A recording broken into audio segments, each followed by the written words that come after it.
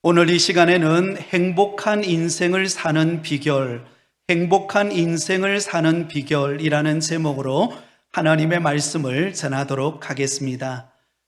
여러분, 이 땅을 살아가는 모든 사람들에게 한 가지 간절한 소원이 있다면 그것은 바로 행복한 인생을 살고 싶다는 것입니다.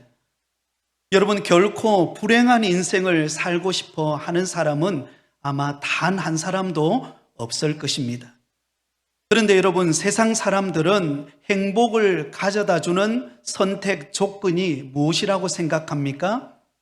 대부분이 행복한 인생의 조건 1순위를 뭐니 해도 money라고 생각합니다. 돈을 많이 가지면 나에게 행복을 가져다 준다, 그렇게 생각합니다. 물론 여러분, 돈이 없는 것보다 돈이 있는 것이 훨씬 더 낫습니다. 생활의 편리함을 가져다 주고요, 우리가 사고 싶은 것, 우리가 먹고 싶은 것, 또 우리가 누리고 싶은 것을 누릴 수 있는 그런 편리함을 주는 것은 맞습니다. 그러나 여러분, 우리에게 행복을 가져다 주는 절대 조건은 아닙니다. 만일 여러분, 돈이 행복의 인생의 절대 기준이 된다면 어느 나라 사람들이 가장 행복할까요? 아마 선진국에 속해 있는 사람들이 가장 행복할 것입니다. 미국이나 스위스나 아마 독일 같은 나라가 가장 행복한 나라일 것입니다. 그런데 영국의 경제정치대학 로버트 우스트 교수라는 분이 54개국을 대상으로 국민들의 행복 지수를 조사한 결과가 나왔습니다. 그런데 의외의 결과였어요. 1위가 방글라데시, 2위가 아제르바이잔, 3위가 나이지리아. 그렇다면 우리가 알고 있는 대부분의 선진국인 스위스, 독일, 캐나다, 미국의 경우에는 모두가 40위권 밖에였다라는 것입니다. 행복 지수가 굉장히 낮았다는 것이죠. 그러면 여러분, 우리나라 국민들의 행복 지수는 몇 위일까요? 우리나라는 약 한 23위 정도, 중간 정도 된다고 합니다. 그런데 문제는 해를 거듭할수록 우리나라의 국민들의 행복 지수가 점점 낮아지고 있다는 것입니다. OECD 국가 30개국 중에서 국가 행복 지수가 최하위인 25위에 우리나라가 속해 있다라고 하는 것입니다. 점점 행복 지수가 낮아지고 있다는 것을 보여줍니다. 그렇다면 여러분, 이러한 결과들을 보면서 과연 우리는 무엇으로 진정한 행복을 누리는 삶을 살아갈 수 있을까요? 오늘 우리가 읽었던 본문 시편 84편이 우리에게 그 해답을 가르쳐 주고 있습니다. 시편 84편이 시작되어지는 표제어를 보시면 이렇게 기록이 되어 있습니다. 고라 자손이 지은 시, 인도자를 따라 깃딧에 맞춘 노래. 자, 여러분이 여기 보면 굉장히 생소한 단어 하나가 나오죠. 깃딧이라고 하는 단어입니다. 이 깃딧이라고 하는 이 단어는 음악 용어입니다. 기쁜 곡조라는 뜻을 가지고 있습니다. 기쁜 곡조. 다시 말하면 이 시편 84편을 기록한 이 시인이 노래할 때에 기쁨으로 노래하고 있는 시편이라는 것이죠. 기쁜 곡조와 멜로디로 행복이 가득 담긴 마음의 자세를 가지고 이 시편 84편을 노래하라는 것입니다. 그만큼 이 시편을 기록한 고라 자손의 마음속에 행복감이 가득 차 있다는 것을 보여줍니다. 이들은 참된 행복의 열쇠가 무엇인가를 발견하고 지금 시편 84편을 노래하고 있기 때문입니다.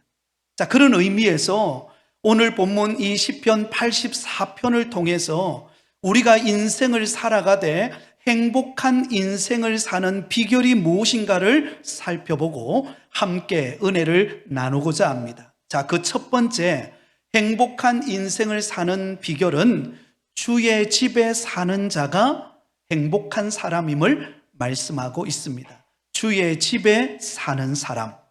자, 오늘 본문 4절 말씀을 우리 다 함께 읽도록 하겠습니다. 주의 집에 사는 자들은 복이 있나니 그들이 항상 주를 찬송하리이다. 자, 여러분 여기 보면 복이 있다라는 말이 나오죠. 이 복이 있다라고 하는 이 말은 행복한 인생을 산다라는 말과 동일한 표현입니다. 자, 그렇다면 행복한 인생을 사는 사람은 어떤 사람이라고 말하고 있죠? 바로 주의 집에 사는 자들, 주의 집에 사는 자들이 행복한 삶을 사는 사람이라고 말하고 있습니다. 그러면 여러분 여기 주의 집은 무엇을 가리킵니까? 주의 집은 하나님의 성전, 곧 주님께서 핏값으로 사신 오늘날의 교회를 말하고 있습니다. 자, 좀 더 자세하게 살펴보면 오늘 우리가 읽었던 본문의 말씀 중에 주의 집과 동일한 의미를 가지고 있는 말들이 몇 군데 반복해서 나오고 있는 것을 우리는 찾아볼 수가 있습니다. 1절에 보면 주의 장막이라는 단어가 나오고요. 2절에 보면 여호와의 궁전이라는 말이 나오고 3절에는 주의 제단이라는 말이 나오고 7절에는 시온이라는 단어가 나오고 10절에는 주의 궁정이라는 단어가 나옵니다. 여러분 이것은 똑같은 의미지만 다르게 사용되어지고 있는 말입니다. 자, 그렇다면 주의 집, 오늘날로 말하면 교회는 어떤 곳입니까? 바로 우리 모두가 하나님을 아버지로 모시고 그 하나님 아버지를 만나는 신령한 장소가 바로 교회입니다. 그래서 교회에서는 하나님의 임재가 머무는 곳, 하나님을 만나고 하나님의 은혜를 경험하고 하나님의 만지심을 경험하는 곳이 교회인 줄 믿습니다. 그러면 여러분 우리가 행복한 인생을 사는 첫 번째 비결은 무엇입니까? 우리가 교회에 나와서 하나님을 만나고 하나님의 은혜를 경험하며 살아가는 인생, 그 인생이 참으로 축복된 인생이라는 것입니다. 다시 말하면 교회를 항상 가까이 하는 사람이 행복한 인생입니다. 시편 84편을 기록한 이 고라 자손은 이 사실을 너무나 잘 알고 있었습니다. 그래서 오늘 본문 1절에 보면 이렇게 고백하죠. 만군의 여호와여 주의 장막이 어찌 그리 사랑스러운지요. 만군의 여호와여 주의 장막이 어찌 그리 사랑스러운지요. 여러분 여기 주의 장막 곧 하나님의 임재가 있고 하나님을 만나고 하나님의 은혜가 머무는 곳 교회를 말합니다. 그 교회가 너무너무 사랑스럽다는 것입니다. 그리고 오늘 시편 기자는 2절과 3절에 이렇게 말합니다. 내 영혼이 여호와의 궁정을 사모하여 쇠약하며 내 마음과 육체가 살아계시는 하나님께 부르짖나이다. 나의 왕 나의 하나님 만군의 여호와여 주의 제단에서 참새도 제 집을 얻고 제비도 새끼들 보금자리를 얻었나이다. 여러분 여기 보면 이런 표현이 있죠. 내 영혼이 여호와의 궁정을 사모하여 쇠약하며. 여러분 하나님이 머무는 하나님의 임재가 있고 하나님의 은혜가 있고 치유가 있고 회복이 있는 그 놀라운 하나님의 임재가 있는 여호와의 궁정 곧 교회를 생각할 때 내 마음이 내 영혼이 쇠약해질 정도로 여러분 교회를 사랑하고 있는 모습을 보여줍니다.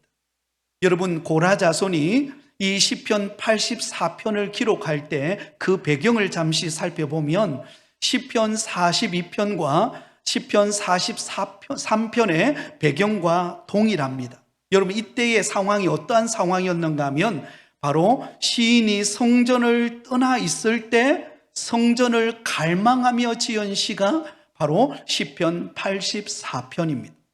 성경학자들에 따르면 이 시인인 고라 자손이 다윗이 압살롬의 반역에 의해서 그가 왕궁에서 초라하게 도망자의 신세가 되어서 요단강을 건너갔을 때 그때 아마 다윗과 함께 했던 사람 중에 한 사람일 것이다라고 성경학자들은 추정하고 있습니다.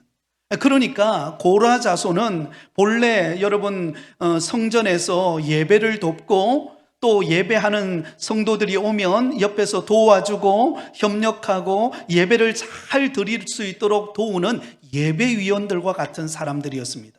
그런데 지금 상황이 어떤 상황이에요? 다윗이 압살롬의 반역에 의해서 더 이상 그 예루살렘 궁정에 머물 수 없어서 그가 도망자의 신세가 되었을 때, 또한 고라 자손도 하나님의 성전에서 예배를 섬기고 또 성도들과 함께 예배위원으로 헌신할 수 있는 그 기회를 찾지 못하고 다윗과 함께 도망자의 신세가 되었을 때, 그때 하나님의 성전인 교회를 생각하면서 기록하고 있는 시편입니다. 마치 여러분 코로나 바이러스가 있기 전에 여러분 우리는 어떤 삶을 살았죠?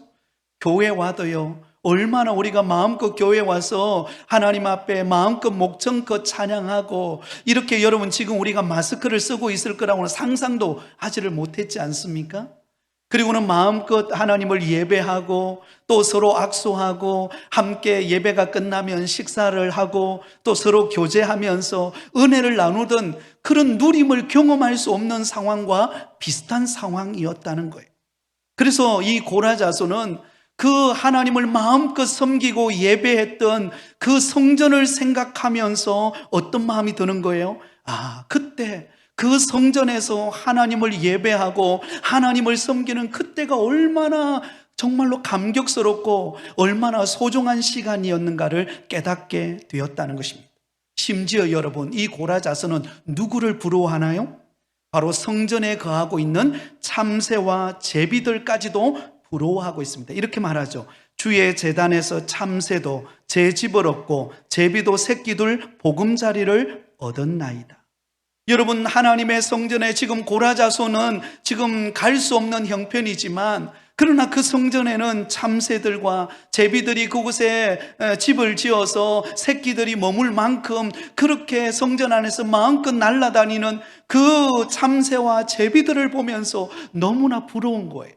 왜냐하면 하나님의 성전에서 예배하고 하나님의 임재를 경험하고 은혜를 누리는 그 시간이 얼마나 행복하고 감격스러운 순간이었는가를 그는 깨달았기 때문입니다.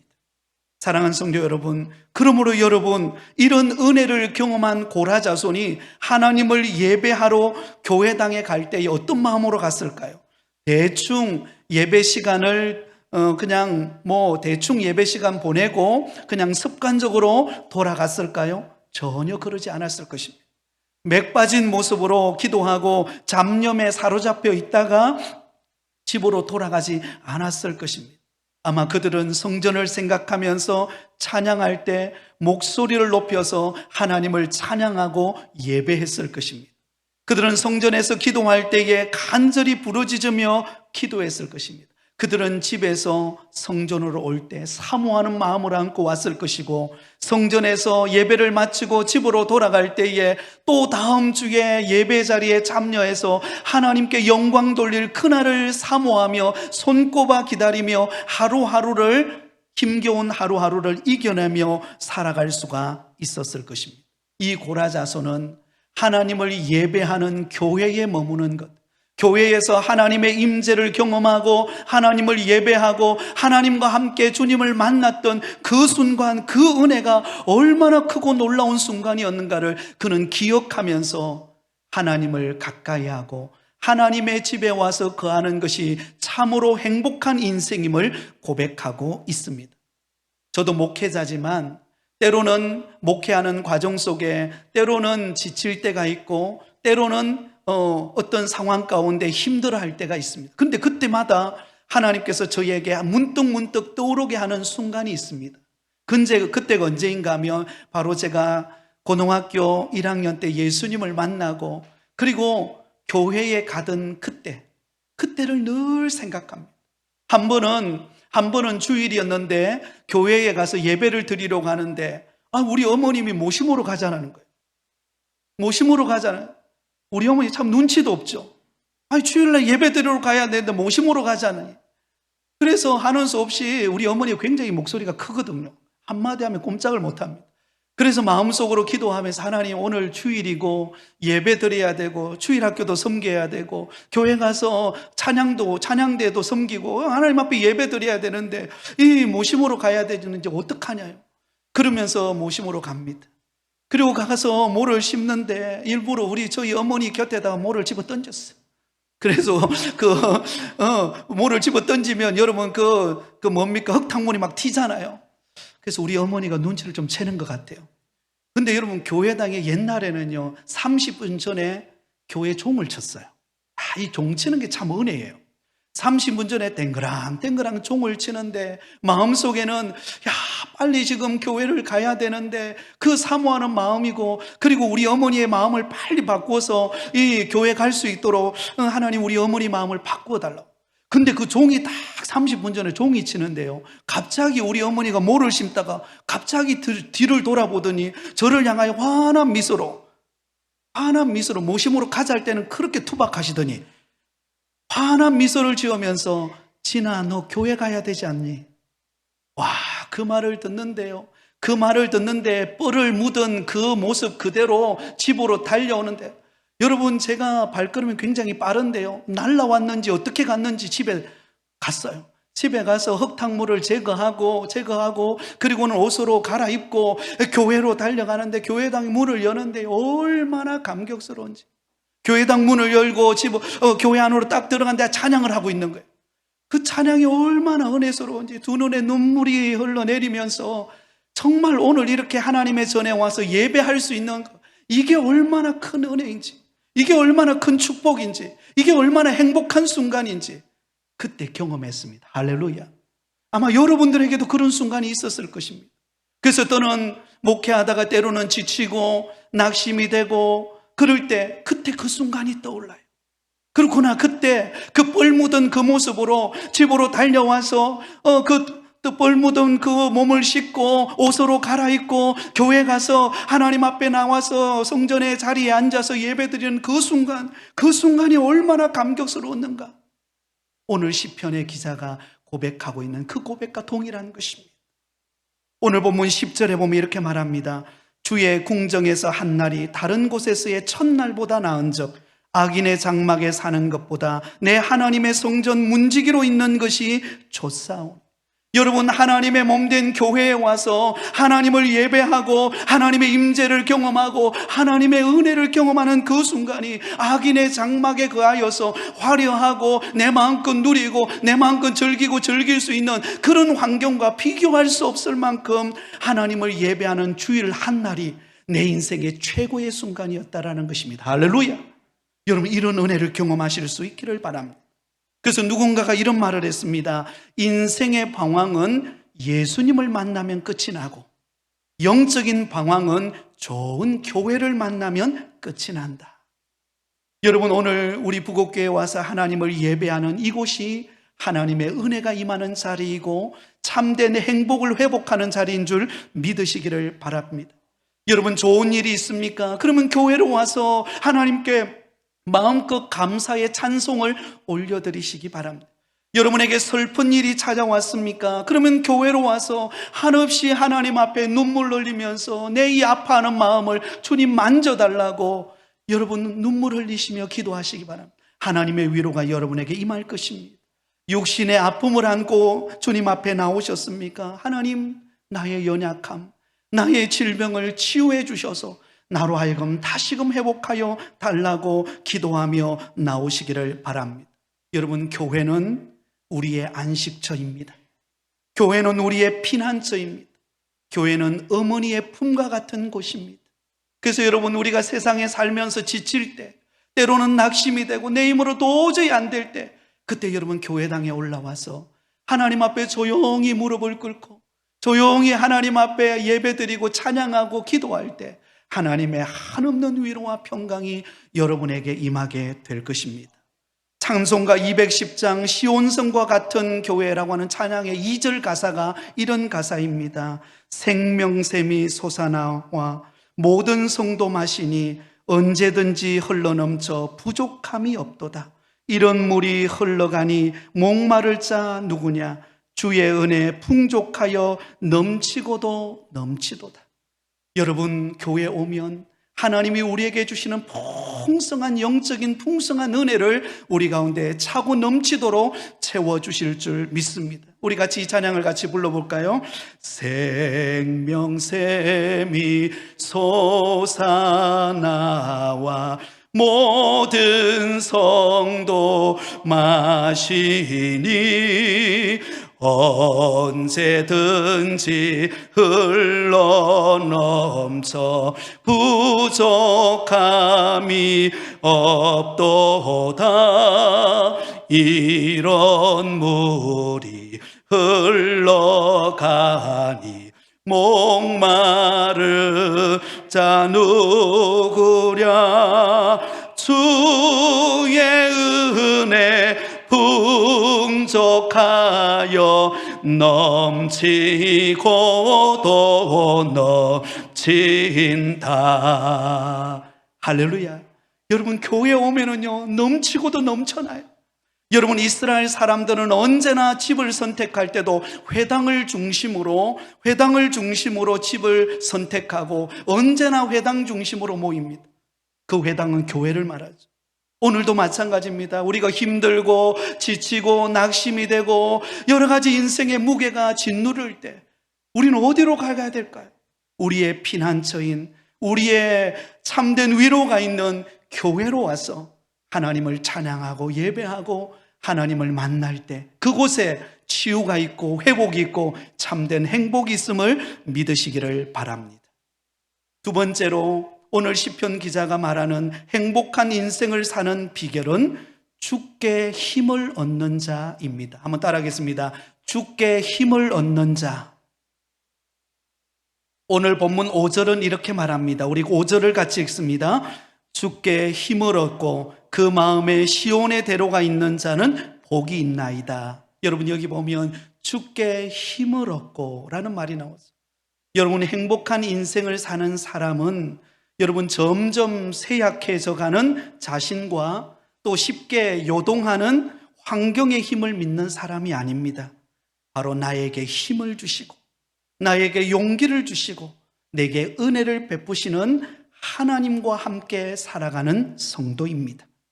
여러분, 놀랍게도 세월이 흐르면은요 우리 몸은 점점 약해집니다. 여러분, 그렇잖아요, 그죠?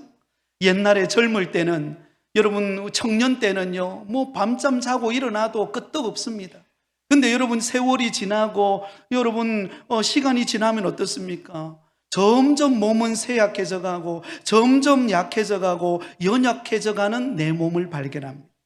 또한 여러분, 환경은 어떻습니까? 환경이 얼마나 급변하는지 몰라요, 그죠? 10년 전과 지금은 완전히 차이 납니다. 아니, 하루 전과 하루 후가 또 다르죠. 그만큼 요동치는 이 환경 속에 우리가 정말로 힘을 삼고 의지할 사람이, 대상이 누가 있겠습니까? 이 사실을 너무나 잘 알고 있는 다윗은 시편 18편 1절에 이렇게 말합니다. 나의 힘이 되신 여호와여, 내가 주를 사랑하나이다. 나의 힘이 되신 여호와여, 내가 주를 사랑하나이다. 여러분, 이 시편 18편이 나오게 되어진 그 배경은 이렇습니다. 시편 18편 표제에 보면 이렇게 기록되어 있습니다. 여호와께서 다윗을 그 모든 원수들의 손에서와 사울의 손에서 건져주신 날에 다윗이 이 노래의 말로 여호와께 아뢰어 이르되. 여러분, 다윗이 가장 힘들 때, 그때가 언제였을까요? 바로 사울 왕의 시기심에 의해서 그가 무려 10년이라는 시간 동안 다윗이 도망자의 신세가 되어서 끊임없이 사울 왕의 추격대가 이 다윗을 죽이기 위해 쫓아올 때 얼마나 그 고난과 위기 가운데 다윗이 있었겠습니까? 마치 고래등의 새우와 같았습니다. 그런 힘들고 어려운 환경 속에서 다윗의 힘이 되어주신 분이 하나님이셨어요. 하나님께서 다윗을 지켜주셨다는 것이죠. 그래서 그 사울 왕의 모든 죽음의 위협 앞에서도 하나님께서 다윗의 힘이 되어 주셔서 그 고난과 위기를 극복하며 이겨내게 해 주신 것입니다. 그 은혜에 감사하여 다윗이 고백하는 것입니다. 나의 힘이 되신 여호와여, 내가 주를 사랑하나이다. 그래서 여러분 시편 전체가 150편인데요. 그 150편 가운데 무려 다윗이 73편의 시편을 기록했습니다. 그러면서 그 모든 시편 가운데 다윗이 한결같이 고백하고 있는 것이 무엇입니까? 하나님이 나의 힘의 근원이시다. 한번 따라해 볼까요? 하나님이 나의 힘의 근원이십니다. 하나님이 나의 힘의 근원이십니다. 하나님이 내 능력의 근원이십니다. 하나님이 내 모든 환난 가운데 나를 도우시는 분이십니다. 여러분, 이 고백이 시편 곳곳마다 흔적으로 담겨져 있습니다. 오늘 본문 7절에도 보면 이렇게 고백하죠. 그들은 힘을 얻고 더 얻어 나아가 시온에서 하나님 앞에 각기 나타나리이다. 하나님께서 공급해 주시는 힘을 얻고 힘을 얻어서 하나님의 성전에 올라가서 예배하고 또 주어진 삶의 어떤 위기와 고난도 뚫고 나가는 힘을 얻었다는 것입니다. 6절에 보면 이렇게 말하죠. 그들이 눈물 골짜기로 지나갈 때에 그곳에 많은 샘이 있을 것이며 이른 비가 복을 채워 주나이다. 여러분, 우리의 인생에는요 눈물의 골짜기가 많습니다. 여러분, 그렇지 않나요? 우리가 인생을 살아오다 보면 내 계획대로, 내가 나름대로 정한 대로 그대로 이루어집니까? 우리의 인생은 나그네와 같아요. 우리 앞에 어떤 일이 펼쳐질지 우리는 모릅니다. 코로나 바이러스가 이렇게 와가지고 우리가 마스크를 하면서 예배를 드리고 함께 음식을 나눠 먹고 함께 교제할 수 없는 이런 환경이 주어질 것이라고는 우리는 아무도 생각하지를 못했습니다. 여러분, 우리의 인생은 눈물의 골짜기와 같습니다. 때로는 건강의 어려움이 찾아오고, 때로는 사업에 문제가 생기고, 때로는 가정의 아픔이 찾아오고, 때로는 자녀들에게 여러 가지 어려움에 힘든 일들이 찾아오고, 여러분, 우리는 눈물의 골짜기를 지나가는 것과 같습니다. 그때 우리를 도우시는, 우리의 힘이 되시는 분이 누구십니까? 우리의 하나님이신 줄을 믿습니다. 하나님께서 우리를 도우십니다. 하나님께서 나의 힘의 근원이 되셔서 나의 연약해지고 쇠약해지고 내 힘으로는 이 급변하는 시대를 이겨나갈 수 없을 이때에 하나님이 나를 도우셔서 넉넉히 이길 수 있는 힘이 되어 주십니다. 그래서 이사야 선지자는 이사야서 40장 29절에서 31절까지 이렇게 고백합니다.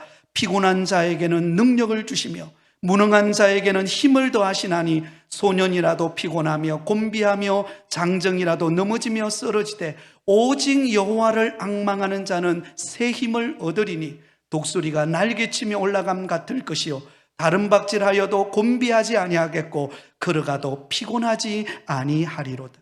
오직 여호와를 앙망하는 자에게 하나님이 새 힘을 주셔서 마치 독수리가 창공을 향하여 날아오르듯이 우리에게 새 힘을 주시고 새 능력을 주시고 치유를 주시고 은혜를 주셔서 이 힘든 우리의 현실을 넉넉히 이겨나가도록 우리를 붙들어 주시는 분이 우리 하나님이십니다. 오늘 이 자리에 여러분 어떤 아픔을 가지고 오셨습니까? 어떤 지금 눈물의 골짜기를 지나가고 계십니까? 하나님이 여러분을 도우실 것입니다. 하나님이 여러분의 힘이 되실 것입니다. 사도 바울은 그 사실을 알았어요. 여러분, 사도 바울은 다메섹 도상에서 예수님을 만나고 난 다음에 그의 인생을 주님께 드렸습니다. 그리고 복음 전하는 일을 위하여 그의 인생을 바쳤습니다. 그러나 여러분, 그에게는 너무나 연약한 육신의 아픔이 있었습니다. 여러분, 그에게는 안질인지 간질인지 모르지만 그에게는 자기 힘으로 이길 수 없는 그런 육신의 큰 아픔의 어려움을 안고 있었습니다. 그럼에도 불구하고 하나님이 이 사도 바울의 힘이 되셔서 사도 바울을 통하여 위대한 선교의 문을 여시고, 그래서 사도 바울이 가는 곳곳마다 수많은 영혼들이 주께로 돌아오고 교회가 세워지고 신약 성경의 서신서 가운데 13권의 서신서를 쓸 만큼 놀라운 역사가 일어났습니다. 그러면서 사도 바울은 이렇게 고백합니다. 이 모든 것이 내가 한 것이 아니라고 고백합니다. 고린도후서 12장 9절에 나에게 이르시기를 내 은혜가 내게 족하도다 이는 내 능력이 약한 데서 온전하여짐이라 하신지라. 그러므로 도리어 크게 기뻐함으로 나의 여러 약한 것들에 대하여 자랑하리니 이는 그리스도의 능력이 내게 머물게 하려 함이라. 여러분, 나에게는 능력이 약하고 내 힘으로는 아무것도 할 수 없지만 그러나 그리스도의 능력이 내게 머물므로 하나님의 힘과 권능이 내게 임함으로 그 모든 어려움과 시련을 뚫고 하나님의 역사를 이루는 하나님의 사람이 되었다는 것입니다. 여러분, 우리는 약하지만 하나님은 강하십니다. 우리는 부족하지만 하나님은 온 우주 만물을 다스리시는 하나님이십니다. 그분이 우리 곁에 와 계십니다. 그분이 나를 도우십니다. 그분이 나와 함께 할 것입니다. 여러분, 어떤 어려운 가운데서도 용기를 잃지 말고 나의 힘이 되신 하나님을 더욱더 사랑하시기 바랍니다. 그러면 여러분, 우리 마음이 행복해져요. 환경을 보고 나 자신을 보면 그렇게 초라할 수 없잖아요. 그렇잖아요, 그죠? 우리가 우리 자신을 보면 능력의 한계가 있고, 그리고 이 코로나 시기를 보내다 보면 여러분, 여러 가지 경기도 어렵고 환경도 어렵고 여러 가지 상황이 힘든 환경이잖아요. 그러나 여러분, 그런 가운데서도 하나님이 우리의 힘이심을 알 때에 하나님이 우리의 환경을 변화시키는 역사가 있습니다. 그래서 여러분이 흉년의 때에 하나님이 이삭에게 100배의 복을 주시는 은혜를 주신 것처럼 우리에게 넘치는 은혜로 채워주신다는 사실을 꼭 믿으시고 우리의 힘이 되시는 하나님만 바라보시기를 바랍니다. 이제 마지막 세 번째입니다. 오늘 시편 고라자손은 행복한 인생을 사는 비결은 주께 의지하는 자가 참으로 복된 인생이라고 말합니다. 한번 따라하겠습니다. 주께 의지하는 자. 다시 말하면 내 모든 인생을 하나님께 맡기고 하나님만 의지하며 살아가는 인생, 그 인생이 가장 행복한 인생이라는 것입니다. 우리 다 함께 마지막으로 12절을 같이 읽습니다. 시작. 만군의 여호와여, 주께 의지하는 자는 복이 있나이다. 주께 의지하는 자는, 내 모든 인생의 문제, 모든 인생의 수고의 짐을 다 우리 하나님께 맡길 때, 하나님을 의지할 때, 그때 참된 회복과 참된 행복이 우리 마음속에 찾아옵니다. 그러면서 오늘 이 시편 기자는 우리가 의지해야 될 하나님이 어떤 분인가를 말합니다. 9절에 보면 우리 방패이신 하나님이여, 주께서 기름 부으신 자의 얼굴을 살펴 보옵소서. 우리의 방패가 되시는 하나님. 여러분, 이것은 우리에게 환난 가운데, 시련 가운데, 온갖 고난이 올 때에 하나님이 방패가 되어서 우리를 막아주신다는 것입니다. 여러분, 방패의 역할이 무엇입니까? 방패는 적들이 쏘는 화살이나 창의 공격으로부터 보호하는 도구입니다. 여러분, 마귀가 우리를 넘어뜨리기 위해서, 세상이 우리를 무너뜨리기 위해서 온갖 공격과 화살과 칼을 가지고 우리를 짓누를지라도 하나님께서 우리의 방패가 되어서 우리의 보호자가 되셔서 우리를 딱 붙들어 주신다는 것입니다. 또한 11절은 이렇게 말합니다. 여호와 하나님은 해요 방패이시라. 여호와께서 은혜와 영화를 주시며 정직하게 행하는 자에게 좋은 것을 아끼지 아니하실 것임이니이다. 여기 보면 여호와께서 은혜와 영화를 주신다라고 말합니다. 우리에게 은혜를 베푸실 뿐만 아니라 우리에게 응답을 주신다는 것. 사랑하는 여러분, 우리에게 참된 응답과 축복은 하나님께로부터 내려오는 줄 믿습니다. 세상이 주는 것 아닙니다. 세상은 쉽게 변해요. 될 것 같은데 안 될 때가 많아요. 뭔가 이루어질 것 같은데 안 이루어지는 게 많아요. 그래서 우리는 실망하죠. 세상이 이렇구나. 그리고 낙심하고 상처받고 때로는 사람을 믿었다가 좌절하고, 그러면 우리는 살아가지 않습니까? 그러나 여러분, 우리의 방패가 되시고 은혜와 영화를 주시는 하나님, 그분은요 우리를 실망시키지 않습니다. 그분은 우리에게 좋은 것을 주시기를 원하고 계십니다. 우리에게 앞에 놀라운 미래를 준비하고 계십니다. 여러분, 오늘 새벽에 우리가 살펴보았던 말씀이 요셉이 애굽 땅에서 총리가 되어서 흉년의 때에 두 아들을 낳습니다. 두 아들을 낳는데 므낫세와 에브라임이라고 하는 두 아들을 낳습니다. 이 므낫세라고 하는 이름의 뜻은 잊어버리다라는 뜻입니다. 과거의 내 상처, 내 아픔, 내 모든 슬픔을 다 잊게 만드셨다는 거예요. 그리고 에브라임, 둘째 아들 에브라임의 뜻은 번성하다, 창성하게 하다라는 뜻입니다. 하나님께서 요셉을 들어서 창성하게 번성하도록 하나님이 복 주셨다라는 것입니다. 복의 근원 되시는 하나님께서 우리에게 때를 따라 번성하게 하시고 창성하게 하실 것입니다. 그러므로 여러분, 우리가 의지해야 될 대상은 다른 데 있는 것 아니에요. 하나님만 의지할 때, 하나님만 바라볼 때, 하나님께 도움을 구할 때 하나님께서 우리 가운데 번성함과 창성케 하시는 축복을 여실 줄 믿습니다. 잠언 3장 5절과 6절에 이렇게 말합니다. 너는 마음을 다하여 여호와를 신뢰하고 내 명철을 의지하지 말라. 너는 범사의 그를 인정하라. 그리하면 내 길을 지도하시리라. 예레미야서 17장 7절에 그러나 무릇 여호와를 의지하며 여호와를 의뢰하는 그 사람은 복을 받을 것이라. 여러분, 약속이 그렇게 하고 있는 것입니다. 하나님을 의지하는 사람, 하나님께 모든 것을 맡기고 나의 도움으로 삼는 사람에게는 하나님이 반드시 우리가 상상할 수 없는 환경과 여건을 여셔서 우리에게 복을 주신다는 것입니다. 여러분, 요셉이 복을 받아 애굽의 총리가 되기까지는요, 여러분, 며칠 전만 하더라도 그는 감옥에 갇혀있는 신세였어요. 그런데 하나님께서 복을 주시니까요, 하루아침에 그의 신분이 바뀌어져 버립니다. 그가 감옥에 갇혔던 죄수의 몸에서 애굽을 다스리는 제2인자, 그가 총리로서의 사명을 감당하는 사람으로 그의 인생을 바꾸어 놓습니다. 여러분, 우리의 인생을 바꾸시는 분은 하나님이십니다. 환경이 아니에요. 사람이 아닙니다. 하나님만이 우리의 모든 것을 바꾸실 수 있는 분이십니다. 그 신실하신 하나님을 믿고 믿음으로 살아감으로 주님 안에 있는 참된 행복을 누리며 살아가는 우리 모든 성도들이 다 되시기를 예수님의 이름으로 축원드립니다.